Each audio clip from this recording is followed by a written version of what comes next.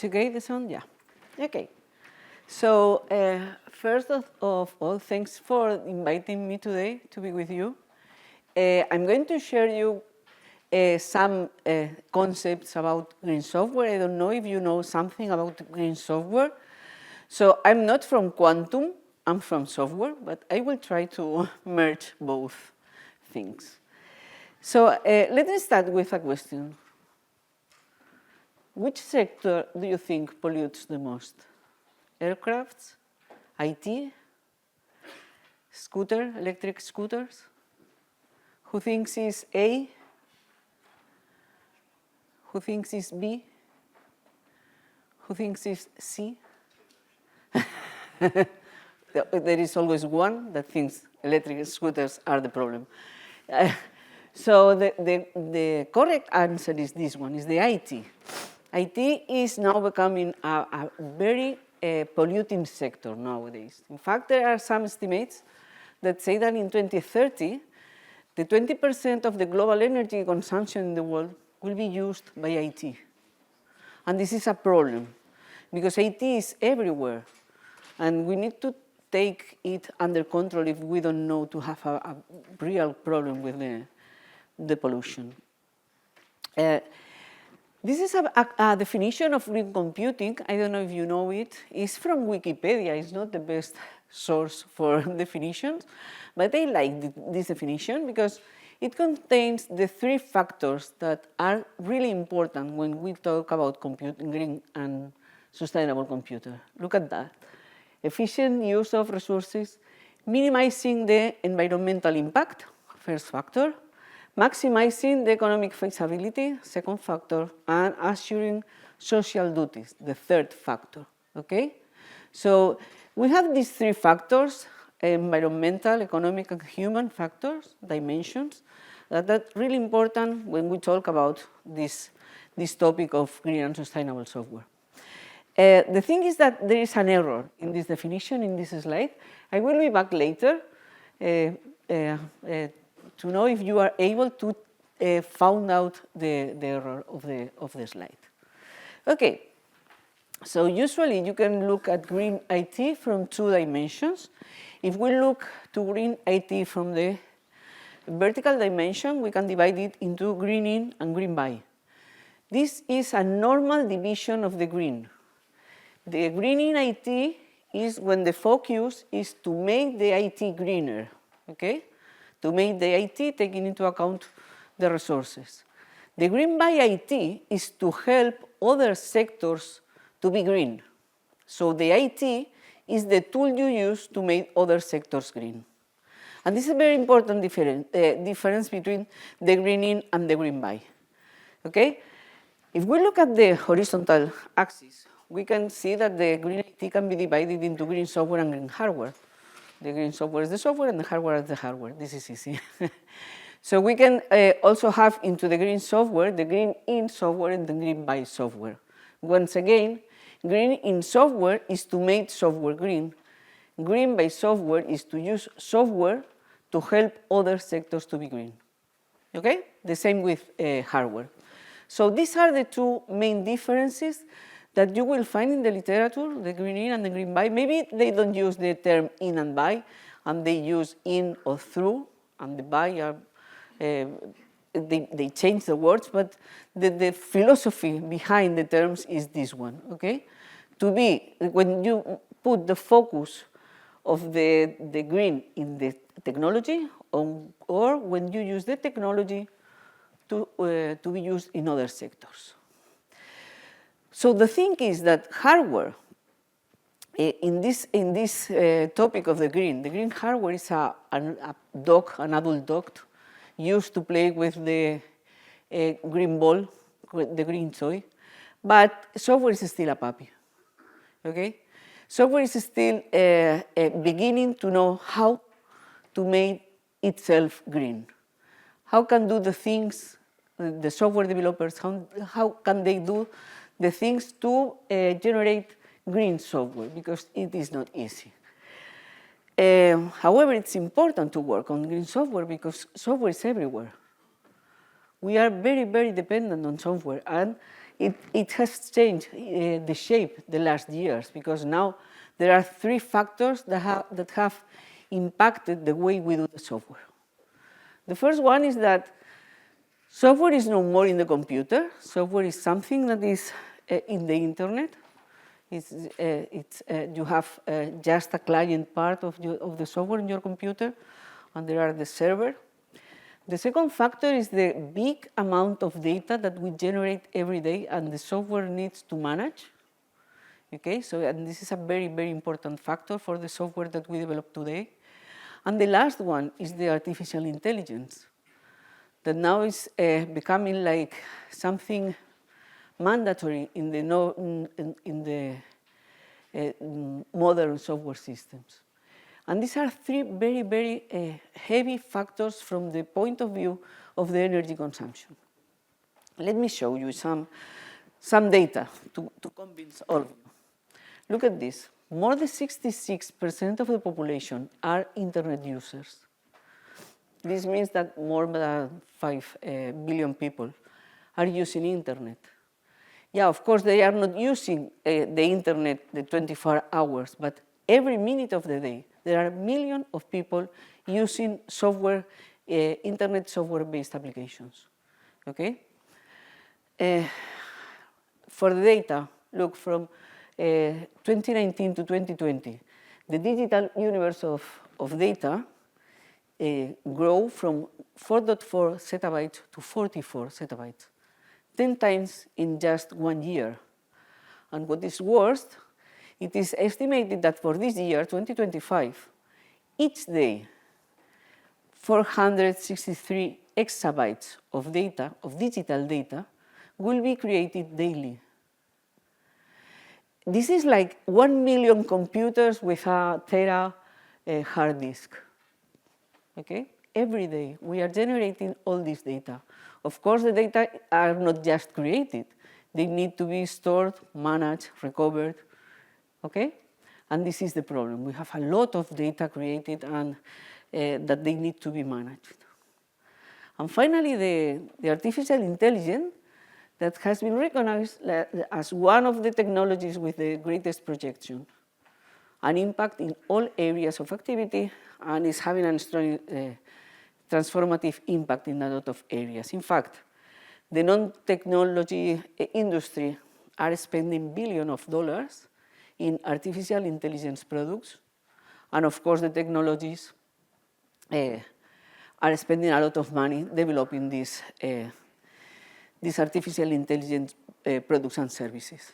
Okay, I will show you some data about this, some numbers that are really important. So these three aspects, the use of internet-based software applications, the big amount of data we are using and generating, and finally the incorporation of the artificial intelligence to the software product, are what we call the three-head hydra of software consumption.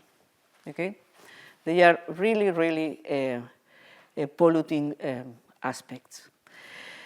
And why? Because the thing is that for the software, as the software is ethereal, you cannot touch it. There is the impression that the software doesn't pollute. You cannot see your computer with smoke when you run a software. So there is not this perception of the impact of software, okay? But at the end, the software runs on a device. It's not just a computer, but also the mobile or other devices. And these devices need electricity, and at the end, they are responsible of the CO2 emissions.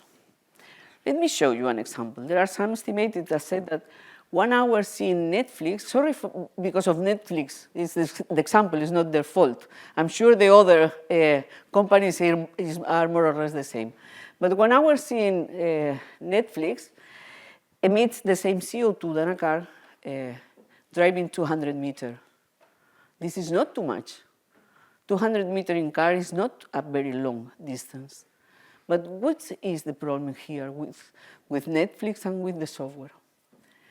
The thing is that every minute of the day, 452,000 hours of Netflix are streamed. So the power of software is not the impact of one action. The impact of software is how many users are doing these actions every minute of the day, okay? So if we made the sums, we have done in 1 hour, in every minute, sorry, the emissions are equivalent to a car driving more than 90,000 kilometers. And these are the kilometers equivalent for a day of streaming in Netflix. Finally, if we take the perimeter of the Earth, we have that 1 day of Netflix streaming emits the same CO2 than a car driving more than 3,000 rounds around the world. And this is very important because we are talking just about Netflix and just 1 day. So now try to imagine all the software we run every day in all the devices we have, okay? And that's why the number of users and the intensive use of software makes a problem with the consumption and the energy consumption of software and the emissions. This is another graphics that show the electricity usage for data centers. Look at this. From 2023 to 2030, the electricity usage will grow up from 1,000 to 3,000 terabytes hour. So the question is too much? From 100 to 3,000? Oh, I'm sorry. To 3,000. So these are the numbers. In 2023, France had a consumption around 400 terabytes. This is the number. Or the USA, the most polluting the country in the world. They use around 4,000 terabytes. So the data centers in the expected scenario, if they don't grow up more, that I think is not the most realistic world because we are creating a lot of data. So data centers will need more or less the same terabytes than USA, than a big, big country. Okay? More information. For the training of Bloom, more than 1 million GPU hours were needed, and this was equivalent to more than 24 tons of CO2 emissions, just for the training. For the GPT-3, 700,000 liters of fresh water were needed, and more than 500 tons of CO2 emissions. And what is worse, Microsoft and Google had the provision to be zero emissions by 2025. But in the report of 2023, Microsoft admitted a 34% of increase in water usage and a 23% of increase on CO2 emissions. And the same for Google. Google also increased their water usage and their emissions. The reason they said for this increase is the incorporation of artificial intelligence solutions on their software products. They are investing a lot of money on these products, and these products are very, very energy demandant. Okay? So, yeah, we have a problem. It's clear. And that's why we started working on software sustainability. We decided that it was the time to stop and start doing things in another way, taking also into consideration the energy that the final software product will require, okay? So our idea was to provide the end user with a software product that will be respectful with the environment. But before going on, what do you think? Is it the same software sustainability than green software? I gave you some clues with one of the first slides. Who thinks both are the same? Who think they are different things? Good. This is good. Yeah, exactly. They are different things. In fact, green software is just a part of software sustainability. Software sustainability is a more general concept And as part of software sustainability, we have the green software. In fact, the software sustainability has 3 dimensions that are the same as the sustainability term, okay? Defined by the United Nations, so it's the same, but for software sustainability. So we have these 3 aspects that I told you in the definition of the Wikipedia: the economic, the human, and the environmental dimensions, okay?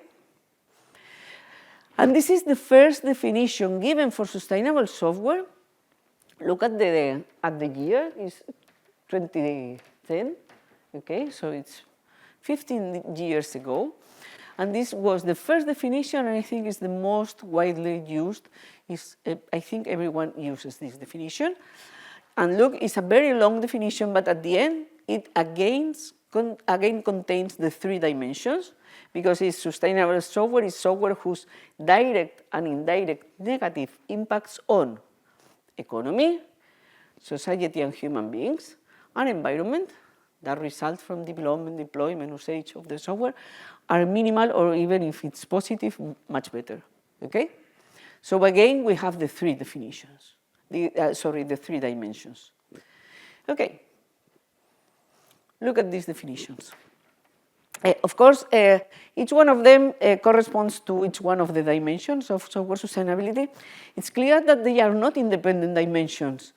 They are related one with the other, okay? So look at the definitions, trying to think on which one of the dimensions fits better, each one of the examples, okay? So we have there, companies provide adequate training and promotion programs for their employees. We have the profits of software development companies must be secure without this leading to unfair salaries. Application versions should maintain appropriate level of energy use. And the robot software that clears weeds from plantations using just the 5% of the usual herbicide. Okay? So do you have clear the definition of each one of them? Which dimension is this one? Human, economic, or green? Human. Which one is this one? Economic.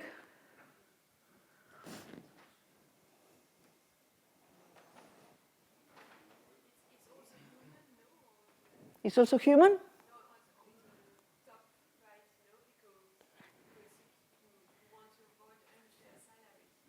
Yeah, it was, I told before, so the dimensions are related, are correlated one another's.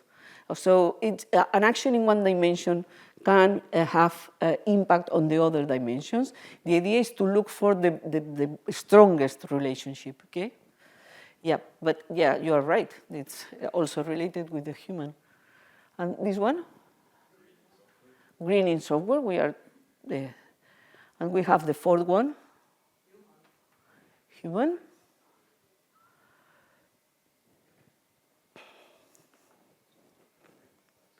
Green.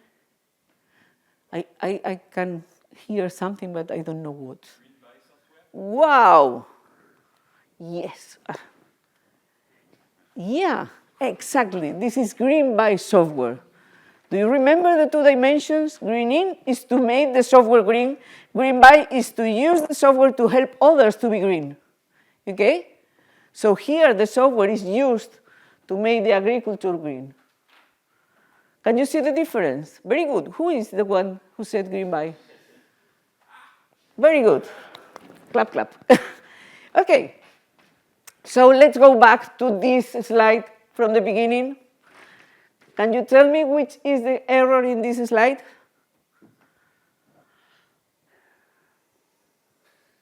Do you want a clue? I can give you a clue. It's not on the definition. It's not on the examples. So it's in the left part. Yeah, very good. Have you heard him? Can you repeat, please? Yeah, exactly. This is not at the green computing definition, because green is just one of the dimensions. And this definition includes the 3 dimensions. So this is the definition for sustainable computing or sustainable IT. Okay, so exactly, this is the error. Okay, so let's go. I'm going now to focus on greening software because it's the work we do. So we are trying to do the software or helping the software developers to make the software better, greener. Okay, so the first thing is that you cannot control what you cannot measure. So you need to measure the energy consumption of the software in order to give advice on how to improve it. So we need an artifact to measure the software consumption, and there are two tendencies here. For measuring the software consumption, you can use estimators, software estimators, or hardware devices. The main differences are that the software estimators are a software application that you install on your computer, So when you run a software, this estimator gives you some information on the resources used, the time used, all these things, and you can calculate the consumption. On the other hand, the hardware devices are hardware connected to the computer. And when you run a software in this computer, the hardware device can take the real energy consumption that every component of the computer are using to run this software. Okay, this is the main difference. So for the estimators, you have here a list. This is not a complete list, but it's good enough, let's say. You have several examples of estimators that you can use. Most of them are open source, so you can install it and use. Some of them have a very hard learning curve, okay? So they are not easy to work. For example, perf is not easy to use because it has a lot of possibilities. But you can use Rappel. Rappel is not difficult, or Joule Meter. It will depend on your purpose. If you want just to play a little bit with the consumption, or if you want to do a more serious work on the energy consumption. So an important data is the sampling frequency. It's important. And the other thing is the operating system. Most of these estimators work for Linux, not for Windows.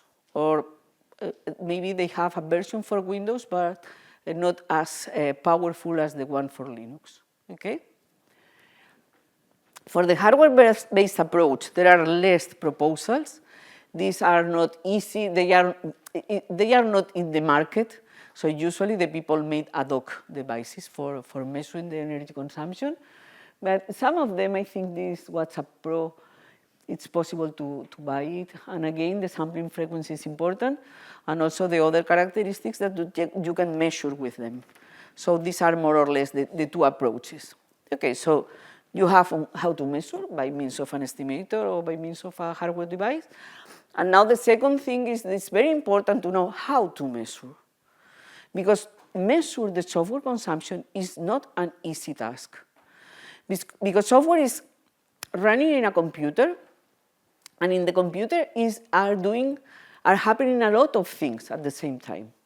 So you need to be sure that the energy that you are capturing, that you are taking, are really the one that is being used by the software and not by the other components or other application of the computer. Okay? So I want to propose you, if you are interested in this paper here. This is a paper that has put together several definitions, several proposals of different research groups. So it's a very good global vision on how to measure and what is important, what the researchers think are important to make the energy software measurements. Okay? So one of these proposals is this one, the GSMP, Green Software Measurement Process. That is the process that we proposed in our group. This process is part of a complete framework, basically composed by three components. The first one is this process. The second one is a conceptual component. And the third one is the technological component. So having a look into the process, basically our process is composed by 7 phases, each of one describes exactly the steps to be done for going from your objective for measurement to the final results, giving advice on how to clean the computer, how many repetitions you need to do, which are the statistics that are important, what do you need to take into account to be sure that your results are reliable, all these things, okay? So the process is very, very detailed. You have more information here in this paper, in this reference. The second component is the conceptual component. This is an ontology. The thing, the ontology, to propose an ontology, okay, it's very nice to put this, no, it's very impressive, but the thing is not, the point is not here. The point is that we want to make clear the terminology we use in our studies. I mean, if I decide to call something software entity, and in all my studies I call software entity, I want to be sure that the reader understands what a software entity needs. And this is defined in this ontology. Is this the best terminology or the only terminology to be used? No, it's our terminology, okay? So that's why we have defined this ontology. And finally, the technological component is made up by two aspects. The first one is CT, Energy Efficiency Tester. You can look here, this is CT. It's a hardware-based device. So we built our own hardware measurement device. It's this one here. As you can see, it's plenty of wires. We have here probes. We cut the wire and we put a probe to take the consumption. So when we run here in this computer a software, we can capture here how much energy is needed by each one of the PC components, okay? And with this, we can give the information of the consumption. All this data that we recover with EET, there are a lot of data, are managed by Elliot. Elliot is a tool that takes all this raw data, they clean the data, it analyzes the data, and give you all the results in statistical and graphical way. Easier to understand and to use.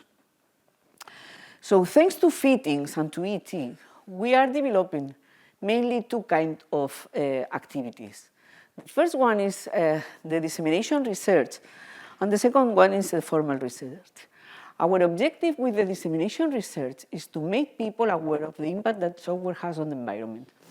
So in this part, we work with social networks, browsers, translators, software that is used by people in general, let's say, okay, normal people. I don't like to say normal people because it seems that we are not, but I think you understand what I mean, okay? So we give these results to the people, to the general people, to the society, and they can understand the impact that the software has on the environment, and they like to understand the problem, and we give them advice on how to use the things, how to use the social networks to take care with some things or things like that. So this is more, it's a very, very nice line of work because you go to schools, to high schools, to general society, to everywhere, and the people like to understand the computer science because they don't used to understand the computer science. So the second one is of course, is heaviest, but it's our focus because we are software engineering. In that part, we are working in things like the energy consumption of artificial intelligence, on data compression algorithms,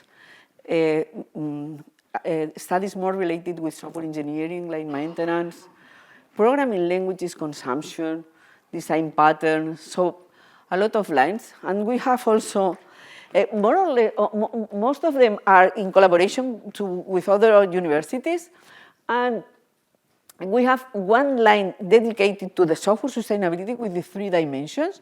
Here we are developing a maturity model to help industries to evaluate their own level of software sustainability and with them actions to improve it. And finally, we have this line of green quantum software that I will show you what are we doing, okay? But first, I want to show you which kind of studies we do in this part of the formal research. Look, this is a study that we did with applying 3 different solvers to the same machine learning model logistic regression.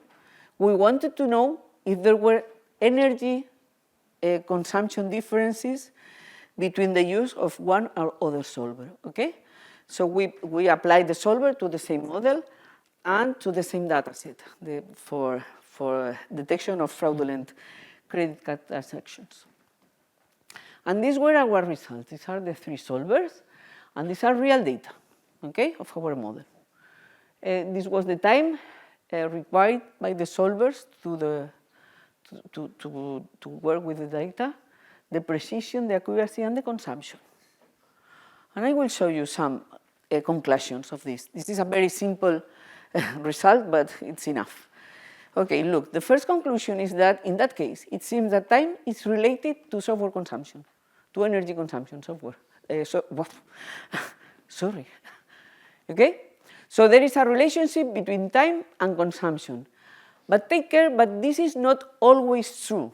Sometimes more time does not mean more energy consumption. Okay? It depends on how the software runs. But in that case, yes, we have this correlation.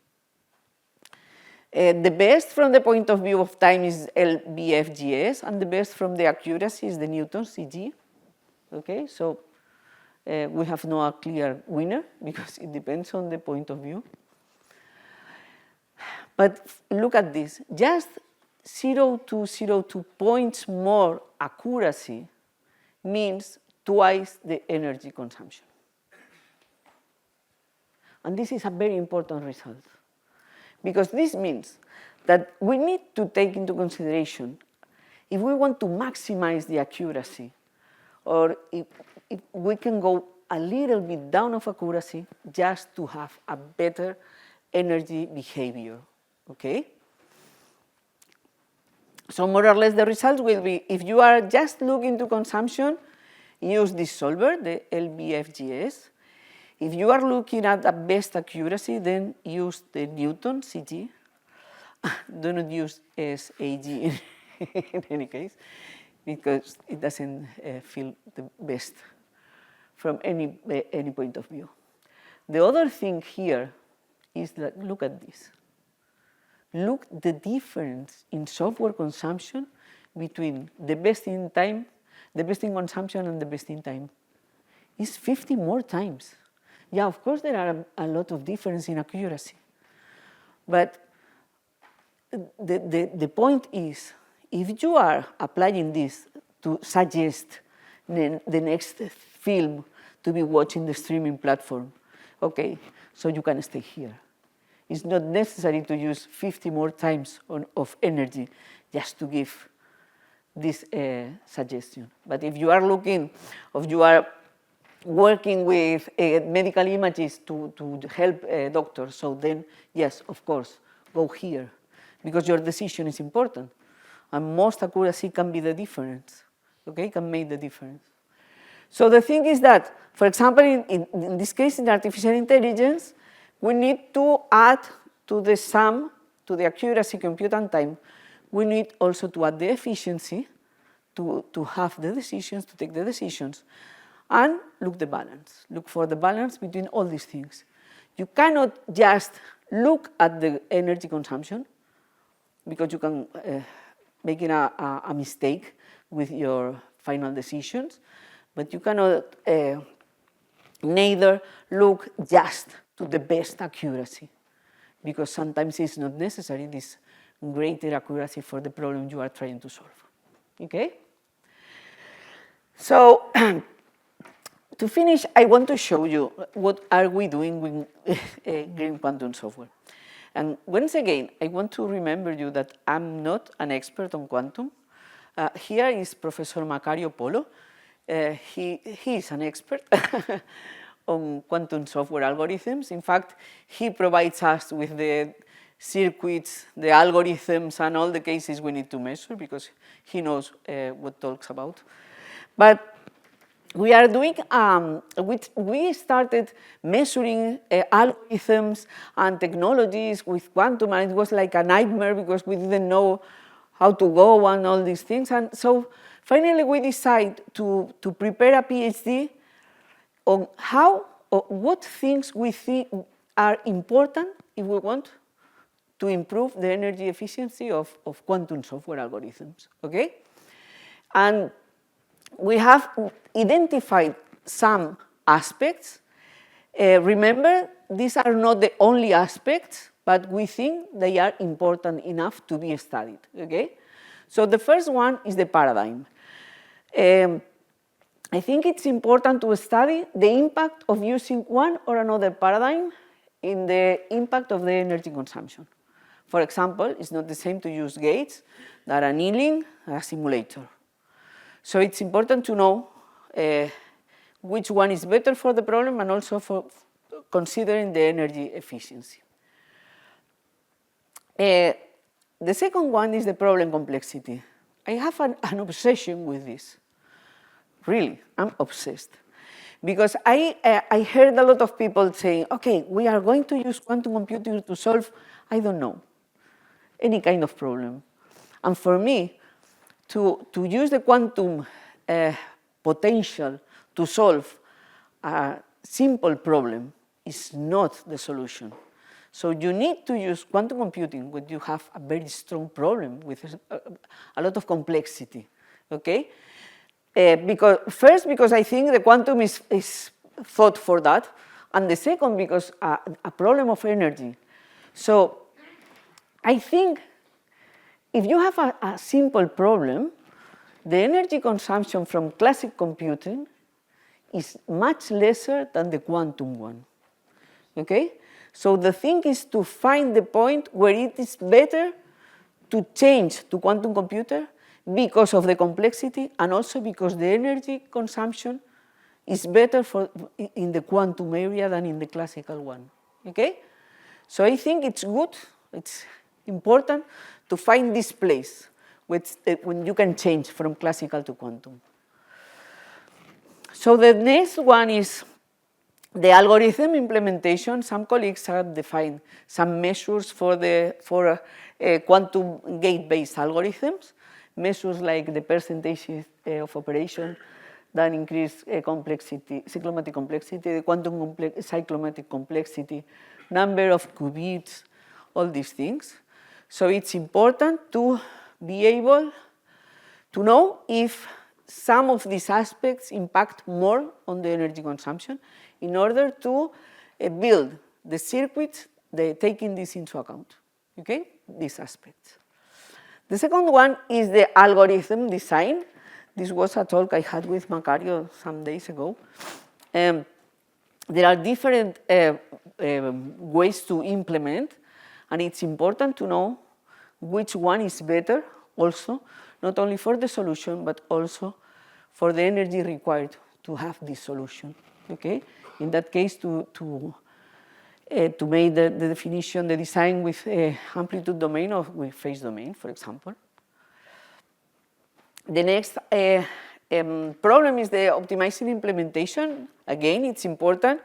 If you have in annealing a very big matrix, you can cut the matrix into sub-matrices and then work these small matrices.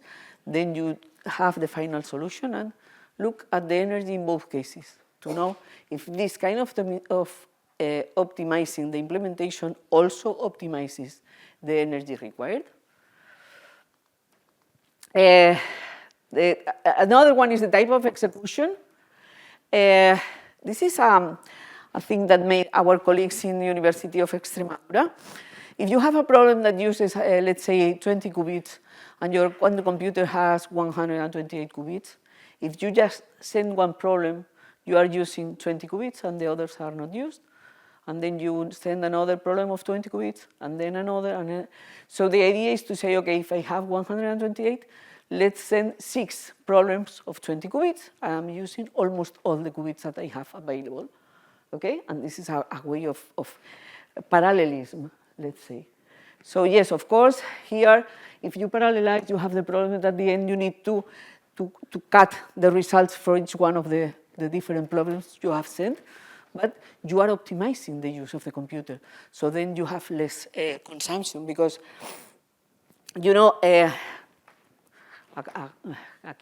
want to say something.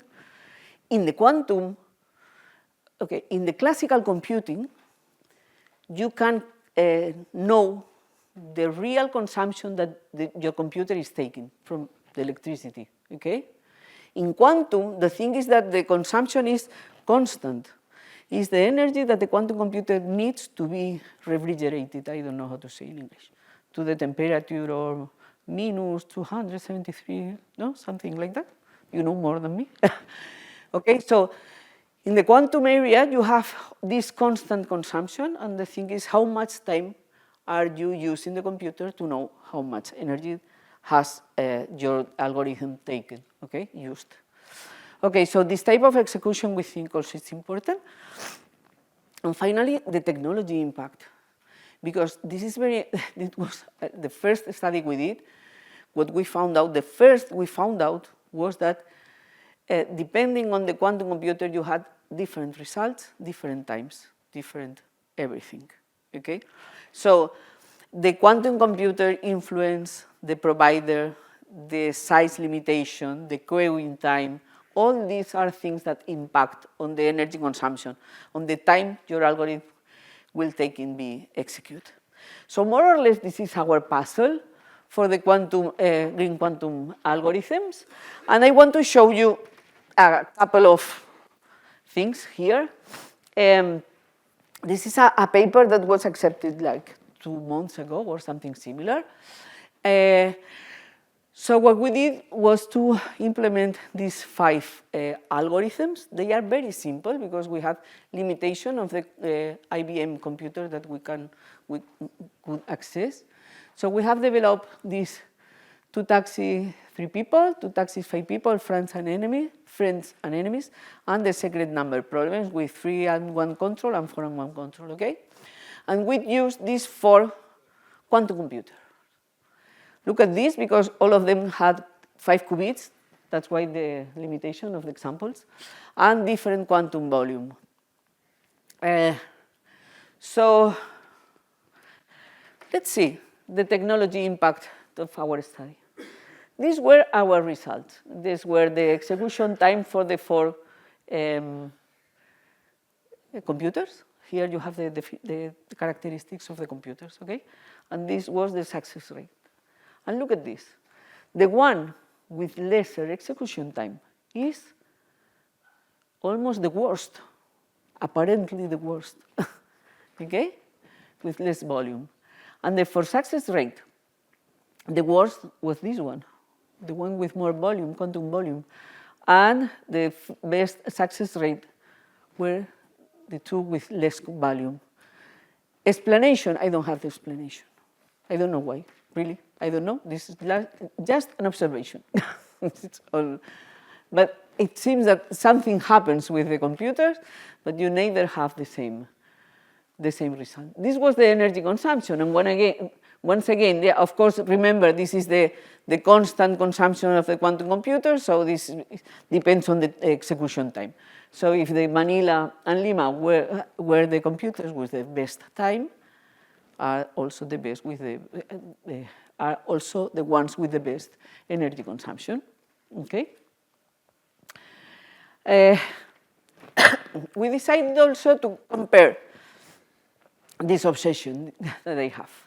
So we try to compare the energy consumption of these 5 problems in quantum against classical computing.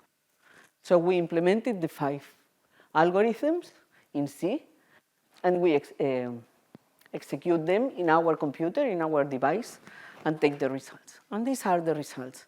That is the device under test, the PC, the classical computer. Can you see the results for the classical computer here? Because we have Manila, Santiago, Quito, and Lima.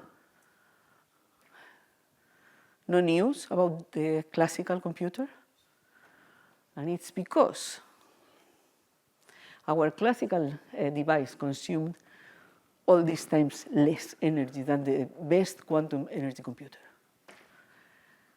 What this means? This means that for simple problems, quantum computers are not a good idea. For simple problems, we need to use classical computer, or classical computing, okay? So this is one of the conclusions with that. There are some other analyses on the paper, but these were the ones that I wanted to explain today to you, just for giving you an idea of what are we working about. We are planning to work and to prepare experimental studies on all these aspects that I mentioned you in this quantum algorithm. And the important thing for me today here is to convince you, I hope I have convinced you on the impact that the software has on the environment. The classical software, but also the quantum software, it's a very, very consuming because the quantum computers need a lot of energy. So as the quantum specialists, you need to be aware of this and recommend the use of quantum computing when it is really necessary, okay? It's not a joke, the quantum computer energy requirements. So I think we are on time. Quantum computing algorithms, in that case, is now emerging, is starting. I think we can do it. For the software, I think we are also on time. In fact, I think we have no other way to do the things. We need to change our mind and start considering the energy consumption. And please give this in your pocket today. Remember, the software has an impact. Remember, the quantum has an impact. And put this also in your mind and in the part of your work and your research. And thank you very much.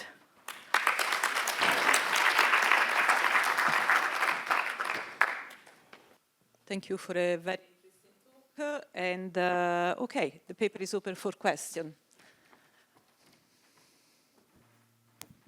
Hello, I've got two questions. One is, in your work, are you studying the best and good practices from software developer in the classical world? Because we have the results, but what works well, not well. And there's also a lot of trade-offs between what you do in software and hardware, particularly if you take Netflix. The best practice right now is to use the so-called DSA, so domain-specific architectures, which are embedded in the chip, which is more efficient than doing video decompression in software. So there's a trade-off between hardware and software. The second question is, you didn't mention something I discovered recently, which is the Green Software Foundation. Are you related to that, or is it something that is out of scope? So those are my two questions.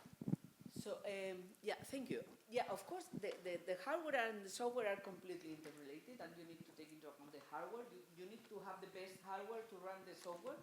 But the thing is that if you just work on good hardware but bad software, you have not the solution. The contrary is also right. So the thing is that I'm not from hardware. I hope the people from hardware do their things in the right way. I want to give the software developers some advices. So, for example, what we do, we have an application that is able to, we annotate a software program, and we can detect which part of this program is consuming the most, and we give the people this part, and we say, okay, remove this part or rewrite this part because it's very, very energy demanding. Okay, and we have other general recommendations, as for example, for relational databases, take care with the number of foreign keys you put on the schema, because if you have a very tree of referential tree, you can have a problem of energy consumption, and you can obtain an equivalent design better from the energy point of view.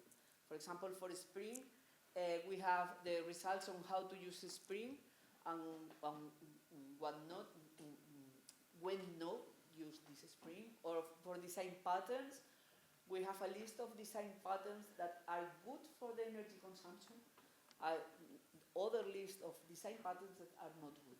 So yes, we try to give real advice to the software developers, not just like philosophical recommendations, but real recommendations. How about quantization in AI, for example, which is not content? You know that? What about? Quantization in AI. Wow. The problem of AI is the same at Quando. I'm not from AI. I'm doing small works on AI because it's a very hard. But the thing, usually we work on collaboration because we need the people expert on the topic, and they say, okay, we need to work with this part of AI, and we say, okay, let's prepare the experiment and we'll run. We are more expert on software engineering, all the works on software engineering, we can able to prepare by ourselves. But for other topics, so I cannot say more in detail. About the Green Software Foundation, the Green Software Foundation is a foundation of Green Software. It doesn't work now? Okay. So the Green Software Foundation is a foundation on green software. It's the best name ever. They is composed by a lot of technological, and they are working on giving advices and giving recommendations. And the thing is that for me, it's not easy to enter and to work with them and to give these results, okay? Because we wanted to know what they do. But the important thing is that they exist and they work. And this is good, because if the technological start considering the green software, I think we can progress. But we need also administrations, and we need a society, and we need all the people involved, all the stakeholders. But yes, the Green Software Foundation is at least it exists. I don't know if just greenwashing. I hope no, they are doing things. Thank you. Okay. Hello. Thank you for your talk. Was very nice. I have a question related to accuracy and energy consumption. You had this nice slide where you showed the different cases. So for you said, okay, depending on the task you want to achieve, choose the good accuracy, because then it will help you consume less. Mm-hmm. But so for instance, for Netflix and so on, these programs, these softwares, do you know which types of accuracy they choose? Do you know if they could reduce that? Did you get in touch with them? No, I don't know. And what do you think? Do you think they could consume less? I think they could. I think they are not conscious of that, because usually what they, okay, the thing is that they are providers. We have not access to their information. Mm. They just give us what they want, okay? So we need to trust what they say. So I think they are worried about the storage and the interchange of data, of course, because they are losing money. They need more data centers, more potential, more powerful. So that's why they try to, for example, less the quality of the images, all these things. But it's not because they are worried about the environment. I think they are worried because of their money and their investment. So I don't know how they do, but I think, as I told before, things like the Green Software Foundation at least made the discourse and made the noise. So the big companies need to take this into consideration. So I don't know how Netflix do this, okay, but I'm sure they are not aware of the impact. So for instance, to provide the numbers you gave in your presentation, for instance, Netflix is only giving that 1 hour of Netflix consumes like a car driving 200 meters. That's it, and then you did your calculation, or? No, I take it from a reference. Okay. I took it from a reference. When I talk, for example, in our studies with the browsers and search engines, we had a study of this. We worked just with the client part, not with the provider, because we don't have access to this. So if we give some recommendation on which browser to use, is from the point of view of the client. Mm-hmm. I run the client and I take the consumption, because I don't know what happens from my computer to the other part. Thank you. Welcome.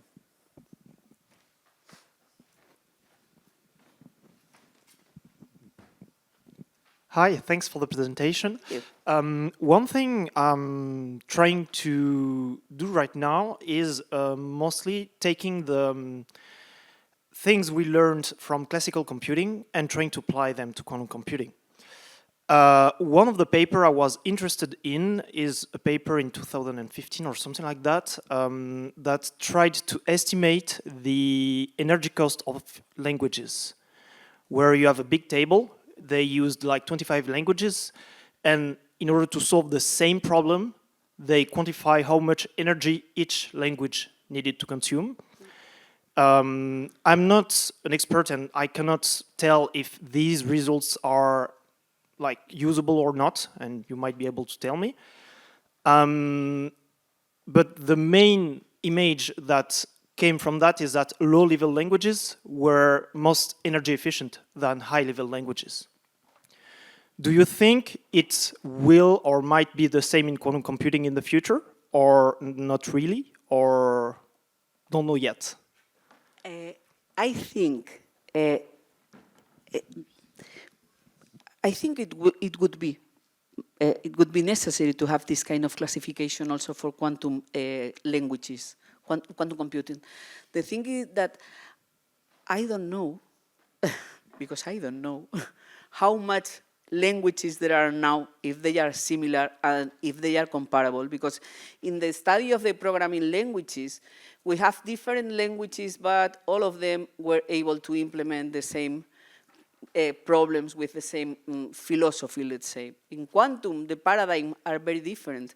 So I don't know if it's possible to compare a program for annealing with a program for gate chart with a program for, because I don't know if it has sense, even from the point of view of the problems they try to solve. But in the case you have several programming for doing the same task, let's say, in a similar, yeah, it's very important also. Maybe we need to put another area in our puzzle with the comparison to define which is the best programming language for quantum algorithms. Yeah, this is always, the thing is to provide information to provide the developers with as much information as possible to take their decisions when they develop the algorithms. They choose the technology, the paradigm, or the computer, even the computer. Yeah. But I think we are far from here. Hey, thanks a lot for the fascinating talk. I think it's great that you're here in this conference. I have a question about the, so you showed a few tools to estimate the energy consumption of our software. But I guess, I mean, as we just said, this doesn't work for a software that doesn't run on your computer. So it doesn't work for Netflix or Google. Or do you think it's possible to simulate kind of what happens, like the sending of a video from one computer to another? So compression, decompression, whatever costs, so that we can have an estimation like more precise on what happened? Is there work on this? Yeah. In fact, for example, in our laboratory, I have shown you just one computer with the device, but we have several computers with devices, so we can emulate a client-server infrastructure and the interchange of information and to send, to compress the data, to do all these things. The thing is, at the end, as I told her before, I don't know if this is really how, I don't know, a company do the things. So I can do a simulation trying to emulate the real behavior, but I'm not sure if this is really the behavior, but you have the consequence, the conclusions, you can have the conclusions on this kind of prototypes. Okay, so this is very important to make prototypes because it's like the data centers. I cannot go with my device and go to the data center, okay, wait, clack, and cut the wire, because I think I will be tight in the next second. But I can to simulate in my computer, in my laboratory, a data center, and try to measure what happens if there is an interchange, if I do something with the data or all these things. So yes, it's very important to work these kinds of prototypes, trying to understand what happens in all the all the functionality, let's say. Yeah. Thank you.